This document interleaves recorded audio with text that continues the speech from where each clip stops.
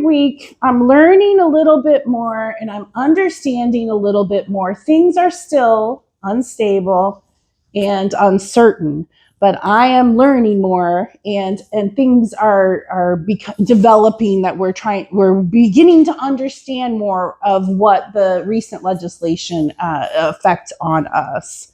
So we are going to get started here, but just kind of sharing with you how library districts work in Johnson County. So we have 3 library districts in Johnson County, and they're kind of similar to school districts. Like we have, I think, 6 in Johnson County, and they're all their own independent taxing units. We are what's called a non-municipal government unit. So we are part of government, but we are I would say we're special, right? We're special. And so you can see here the pink area is all of where JCPL serves. And I think probably some of you may even remember it was I think in the 70s when Johnson County Public Library kind of took care of the rest of the county, right? We were first in Franklin, and then we sort of expanded and took care of the rest of the county. So we're a county where every resident is served by a library. There are a few counties in Indiana where they have like parts of like townships that don't have library services, and they have to try to figure out how to get library services, or they don't actually have access to like a free library card. So you see here, Edinburgh is actually in 3 counties, but this is the section of Edinburgh that is in Johnson County. And then the green part is the Greenwood Public Library. And if you've been there, beautiful 2-story library. And they do an amazing job of keeping that library, fitting the needs for Johnson, for their residents in Johnson County. So then here are our locations. We're right here in Greenwood. We have the Clark Pleasant branch, which is our newest location, opened in 2022. We were sort of up here, and then we moved there in 2022. Trafalgar, I don't know if you've been to Trafalgar branch, one of the prettiest libraries maybe in the state or the U.S. And then Franklin branch is right here. And then we have a library services center right downtown, south of the courthouse.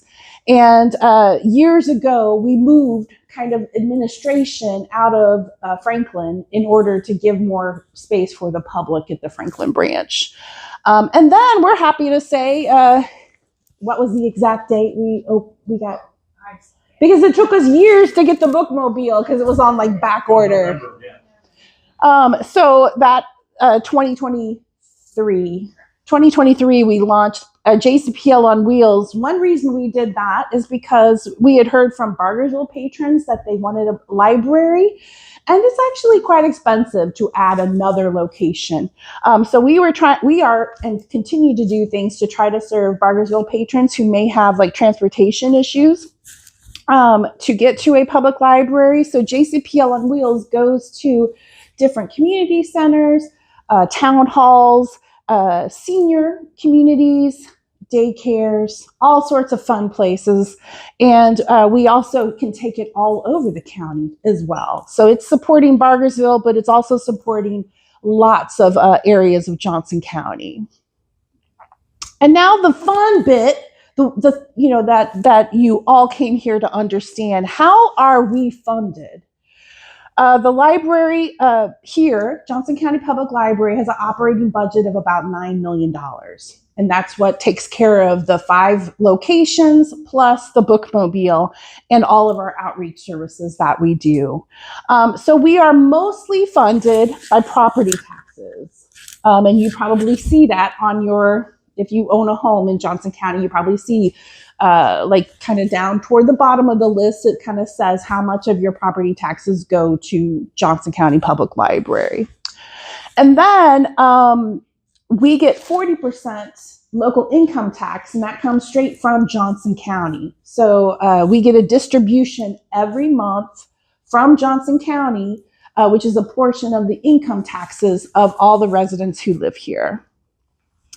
And then we have like a little small, like what I just say, like the everything else pile. So we have some very tiny amounts of money, like, I don't know, sometimes it's like $8,000 for excise tax or commercial vehicle tax. All these taxes you don't even know probably exist, right? That we get a tiny little bit of that. And then other income that we might have, either some investment income. If you rent this room for $30 an hour, that's part of that 10%. So the income that we kind of get in miscellaneous ways is that 10%. And then we kind of here for our visual, in our roots, we have support from outside organizations, outside of government. And the Johnson County Public Library Foundation and friends give us money to do really innovative programming, Authors at JCPL, Explore Summer, all those types of things where we might have like giveaways. They support us in those. And that equals about 3% of our budget each year in the past few years. And then we do get additional government funds through the federal government and then through the state government in indirect ways. So the Institute for Museum and Library Services provides several $1 million to the Indiana State Library. This is where it gets kind of tricky. So they provide about a third of the budget for the Indiana State Library. And those things fund a lot of the things that we as residents can enjoy, such as talking books. So if you have a visual impairment, you can work directly with the state of Indiana, the library, and they will send you materials so that you can listen to books at no additional cost. They also fund something called Inspire databases, which if you go to our website and go to Research and Learn, you can see that Inspire is a link. You can click on it, and then there are truly like dozens of resources you can access for free. That's paid for by both the Indiana State Library and this IMLS funds. Together, they pay for that. And then the Indiana State Library, we receive training for our staff. So we send staff to training.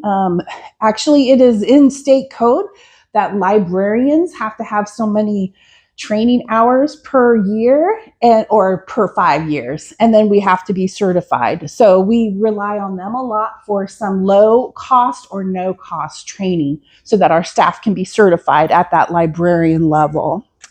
And so that's just kind of a description on how we're funded. And now you'll see why on the next slide, kind of why is local income tax in red? Well, with some recent state legislation, our local income tax becomes at a high risk for not being funded. Like I said before, right now we just get a distribution every month of local income tax, and it's just happened ever since I've been here since 2015. That's something we can rely on. It's something we can budget, just as we do the 2 distributions of property tax that we get each year. But in 2028, the legislation is changed to where we will have to petition the county council and ask them for these funds. It's not just going to be automatically distributed to us. So we are unfortunately, libraries are unfortunately probably going to lose some money no matter what, right? We're going to lose a little bit of money with our property taxes with the reform, and we're going to be okay. We're going to figure that out. We know kind of exactly what that sort of reduction of property taxes is going to be, and you will not see any changes in services because of it, because we will be able to budget and make decisions so that we can adapt to those property tax changes.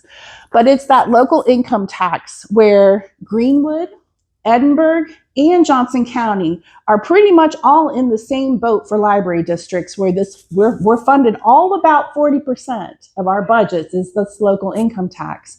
And the way this new legislation is written, the way it's written is they can fund 0 $0, and then up to a maximum. And the maximum is like 5 cents per 100, which we can figure out how much that's going to be. But that's where the uncertainty comes in.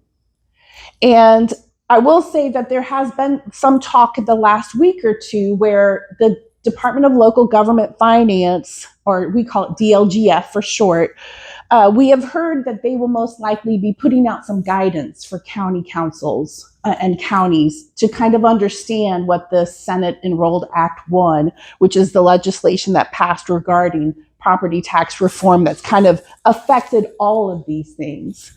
That SEA 1 does allow local counties to increase their local income tax in order to offset some of the losses of property taxes. But you have to increase your taxes to do that. And so we are part of a group that can be, the property taxes can be increased by 0.2%. So if they choose to do that, then we're in another subset group of that. Are we all glazed over yet? This is so hard to understand, where all libraries in Johnson County can be funded at 0.05.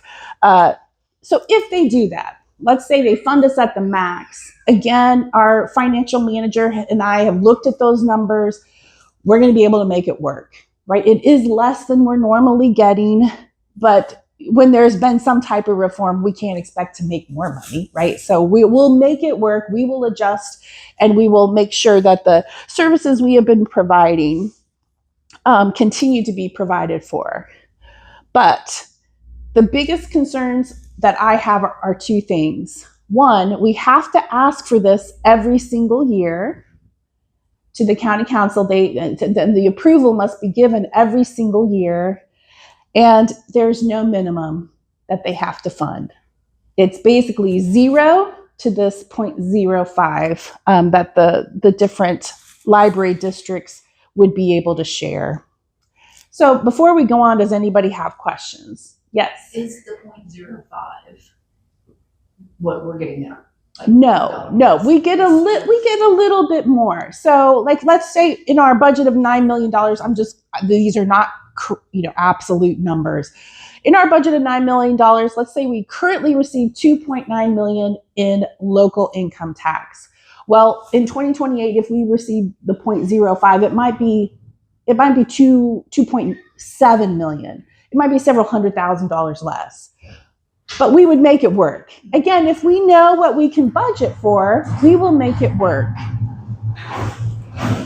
It's fine. They've got to do their job. Yeah.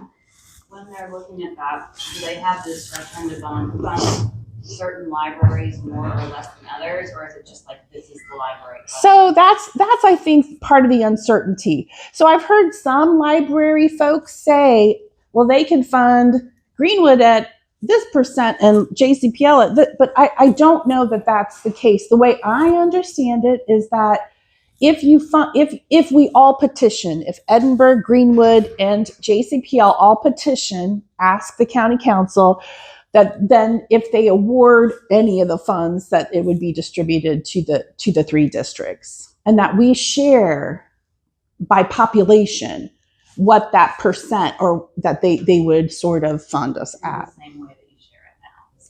Correct. There is a formula. It's a different formula based on the formula we receive local income tax is based on property tax. That will not be the case. Local income tax will be based on population, but it's very similar. So it would still be, I would say, distributed fairly. But like I said, I've heard other people say, no, they could choose to do, so they could choose to fund one library and not all 3. So again, I think that's where all this uncertainty and instability comes in. We don't know yet. So one thing we are waiting on is guidance from the DLGF. So they are looking at this new Senate Enrolled Act 1. They are looking at it, and they will provide some guidance to local counties about how they should be, kind of reacting to this new legislation. And will you be collaborating with Greenwood and Yes. to Yes. try to make it work? So us 3 library directors, we meet regularly, and we will be like coming together, like when we will petition together, and our voice will be, I would say, as one when we go to petition, because we want all of our libraries to remain healthy and strong. And again, and I'm just going to say it, I totally understand the need sometimes to have reduced funds in order uh, to give benefits to our residents. I will say, I am disappointed that the benefit to our residents doesn't seem to equal the disruption that it could cause, say, library districts. This $300 coupon that we're all going to get if you're a homeowner, which is basically a discount on an increase, is causing this disruption for us. We could lose millions of dollars based on a decision once a year. So again, I don't know, that's hard for me to kind of accept, but it is what it is, and we will work hard to make sure JCPL is funded so we can continue the services that we're providing today. So this is sort of like what's kind of the scary part in all of this. What will happen if JCPL is not funded with local income tax? So if 40% of our budget is not funded one year, this is not scare tactics. This is real stuff. This is what will have to happen. We will have to reduce our staff. It will be impossible to maintain services the way we are currently if we do not have 40%. We may have to close branches or the Library Services Center. Most likely, even reducing staff, we may have to reduce our hours, or by closing a branch, that also reduces hours. Reducing or maybe eliminating some of our programs. I cannot imagine a world where we don't do story time, right? So we're going to do story time, folks. Okay, story time. We'll have to make decisions. If we have less staff, how do we do all these programs? And then I would say things like Hoopla. Hoopla is a very expensive resource, but it's one of our most beloved resources. That would most likely change, either the amount of items you can check out, or maybe we won't be able to fund it anymore. And fewer new books and materials. We currently buy tens of thousands of new books a year.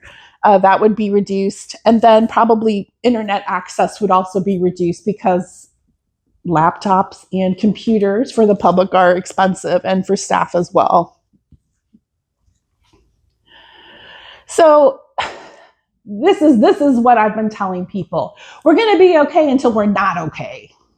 And unfortunately, no, not fortunately, we are definitely okay till 2028.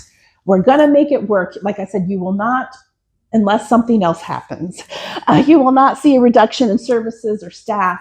We're going to be prudent, though, in preparing. We're going to be creating budget scenarios. We're going to be really working to look at every single job vacancy when they become vacant, to see if we should fill, or maybe wait a little while and fill it.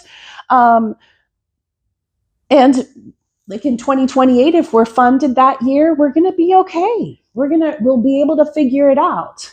But if we're not funded with the local income tax, then some of those things you saw that were at risk will occur. And then again, maybe the next year we rally and we're able to get funded. So some of those things will come back, but that's not guaranteed for the next year. So the uncertainty and the instability is super real here. One thing we are doing right now is pausing the White River Branch project. And if you didn't know, I think some of you actually attended the visioning sessions we did. We had planned a complete renovation of this location and a slide expansion. This is sort of the original, this is where we are right here. We were going to add a little bit, change the entrance, and then add like a children's wing to the back of the building. We are pausing that because certainly we can't do a multi-million-dollar project thinking, what if we don't get funded, right? So we are pausing that. Where's Linda? Linda, we haven't given up on it. We haven't given up on it, but we are pausing it just to kind of see what are, how is the guidance of how all this is going to kind of play out over the next few years is happening. So we would still love to do this project because this building is nearly 40 years old and could use some improvements. This area is the largest population in Johnson County, and we believe that this building could use some modernization. Okay, so what can you do? You probably have heard this already. We do need people who are willing to show up for us, to stand up for us, and to speak out for us. And if you're willing to do that, sign up at our Library Foundation. We just have a list of folks right now. I think we have 70 people who have signed up to be advocates. And basically, when we need you, we can email you and ask for your help. We do have some things you can do right now. These are the things you can do right now. Get a library card if you don't have one. If you do have one, check out items. Visit the library often and come to our programs.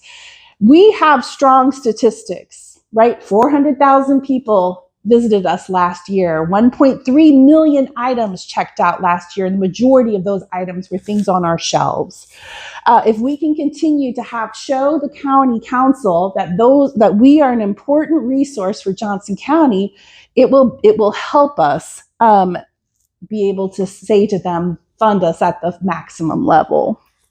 And then just speak up. Tell your friends, your neighbors that you support the public library. And then this is some things you can do maybe now, but most likely later we will need folks.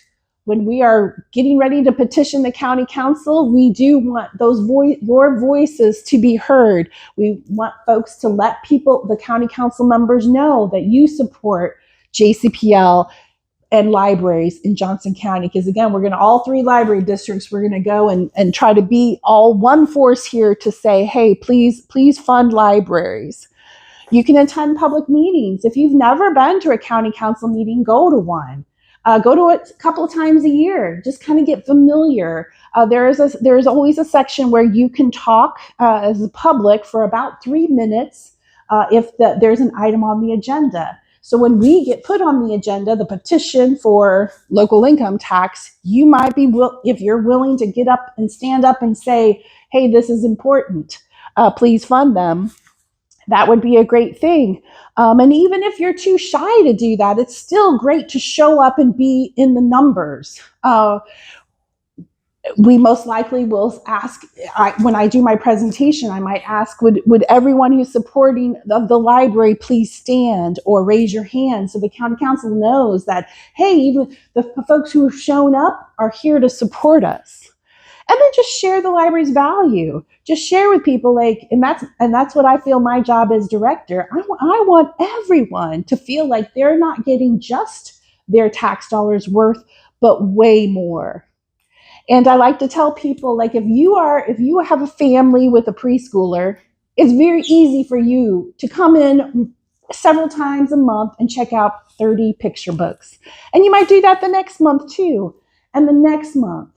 And if you do that for the period of 1 year, you have saved $4,300 from purchasing picture books on Amazon. So let us help you find out what value you need to receive from us. Maybe it's LinkedIn learning courses.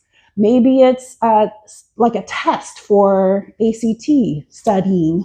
No, I'm looking at you.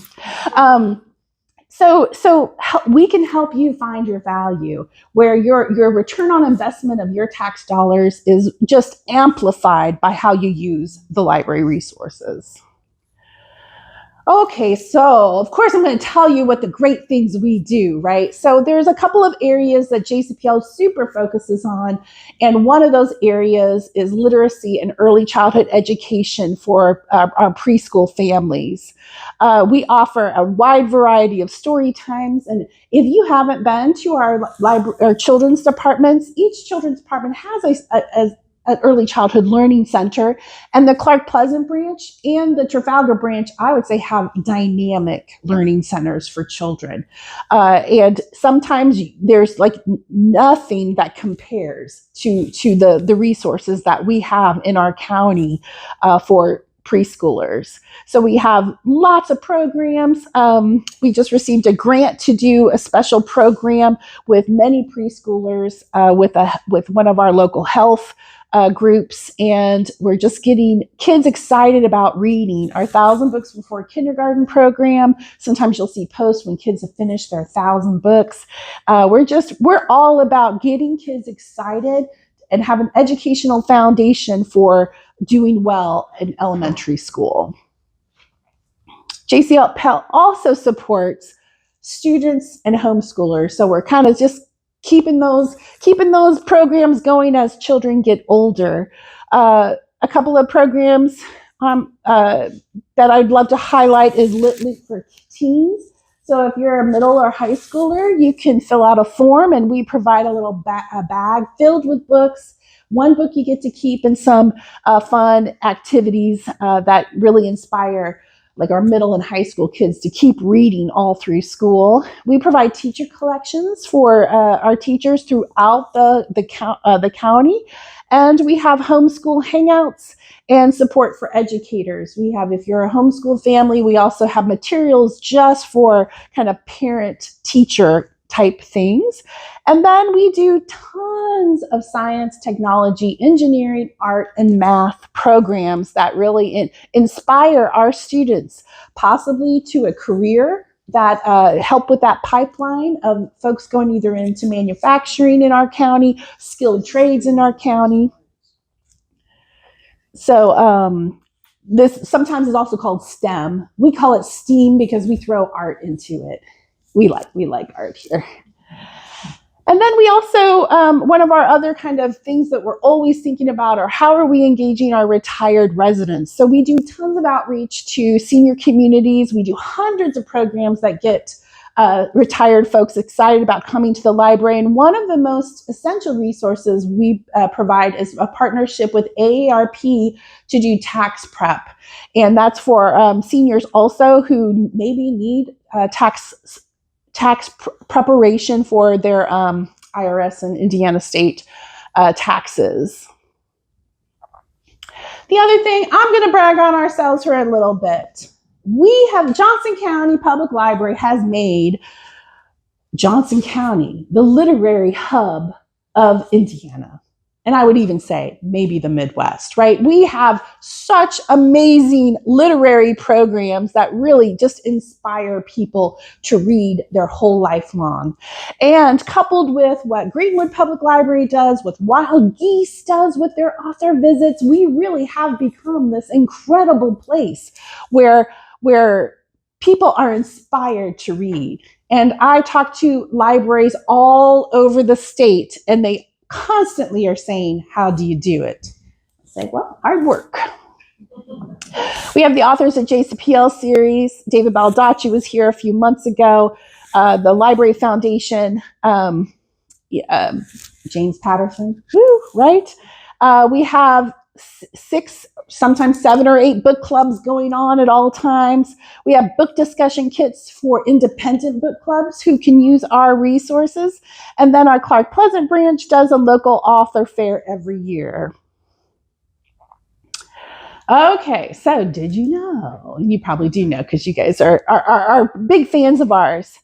Did you know if there was a book you wanted to read and JCPL doesn't have it, we can get it for you? Some people really don't know that. There's something called interlibrary loan, and we also do something called request to purchase. So based on what you're looking for, we will try to find you what you're looking for. And we're more than just books. We have something called the Library of Things, which just has dozens and dozens of interesting things like metal detectors and sewing machines and a unicorn cake pan, a ukulele. I mean, there's just so many amazing things you can check out. You can also check out museum passes, and sometimes your whole family can like go to the Idle Museum. 4 people get in. And then there's also some swimming passes like at Freedom Springs or the Franklin Aquatic Center. You can check out passes for that during the summer. We provide free notary and free faxing. That's another thing people sometimes don't know. We fax so many items. You may be sitting there going like, who faxes these days? Oh, a lot of people need to fax stuff, and we do it here for free. We also do basic notaries for free. Those you sometimes have to make an appointment. There's usually one person per location, including the Library Services Center, that is a notary. And then we have very low cost printing, 10 cents a page. And you can actually print from home. So if your printer is not working, or you've run out of ink at home, you can actually send items to be printed to the library from your house and then just go in and pick them up and pay for them.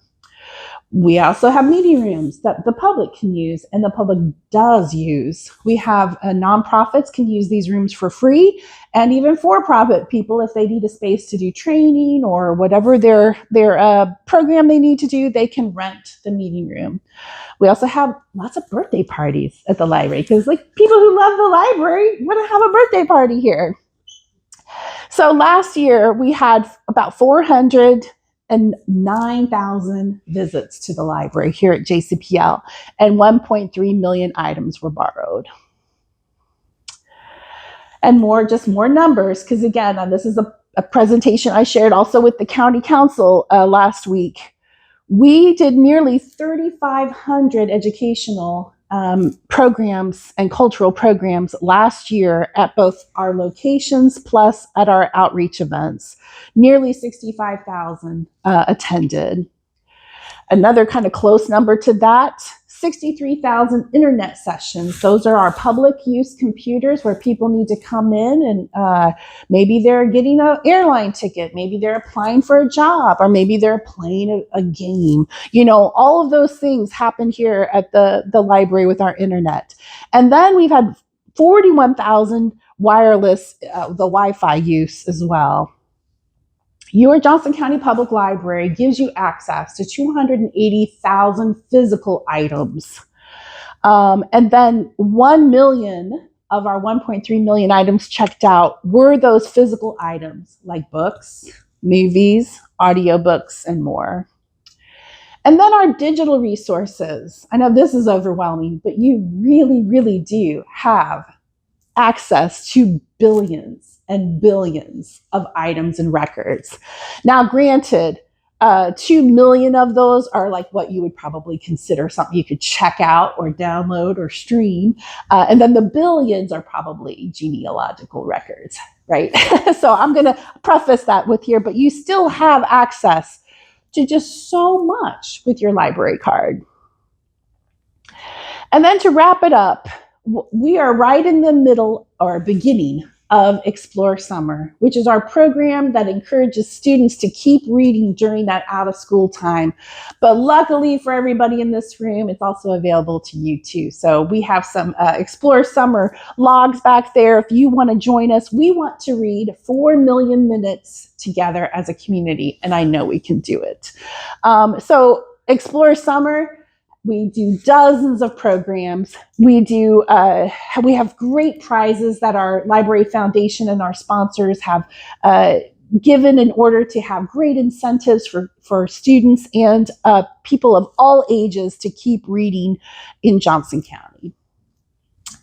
And then that's it. And if you ever need a tour of any of our library locations, I am available to meet with you and talk to you in more detail about anything related to Johnson County Public Library.